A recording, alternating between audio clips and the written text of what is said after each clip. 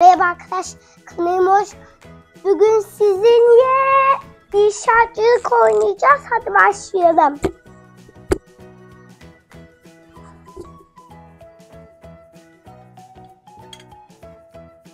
Şu an inşaat alanına gidiyorlar. İnşaat yapılacak yer burası. Hepsi sırayla dönüyor. Geldiler.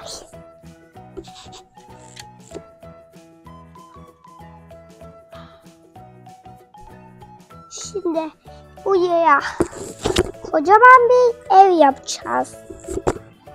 Şimdi inşaat başlasın. İlk önce toprakları kazacağız.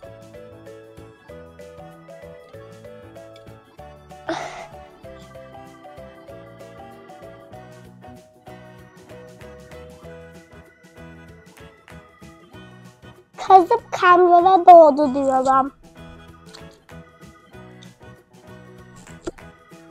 Arkadaşlar bu toprağa kazılmıyor ki.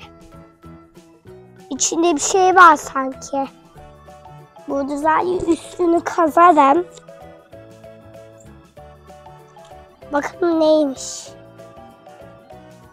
Bunu sadece bir dedektör çıkaralım. Bunu birisi de satıp götür. Sizin için çok işe yarar. Nerede? Şimdi evin betonunu dökmemiz lazım.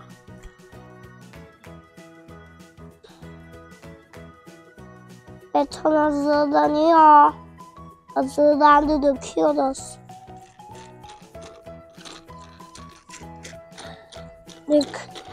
Döktük. Şimdi ezmeliyiz. Kurudu zaten beton.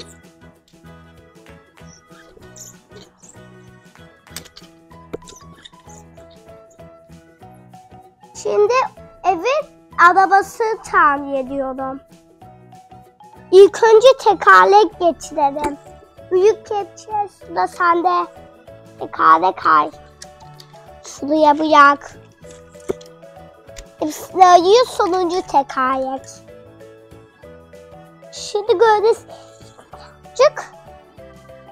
kum karıştıralım birazcık.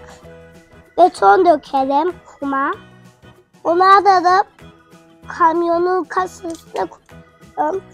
Şuraya dökelim birazcık beklesin. Şimdi altını yaptık.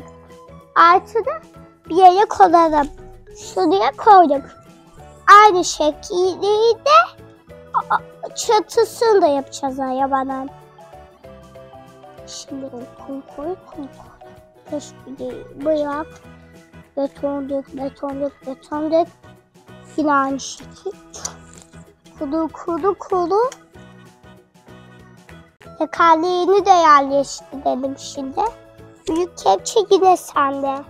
Ay burada zaten.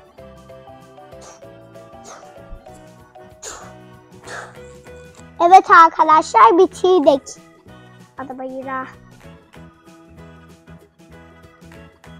İnşaat hayat ve bir gün çok çalıştık. Bugünlük de bizden bu kadar. Dediğiniz için teşekkür ederim. Hepinizi çok görüşürüz.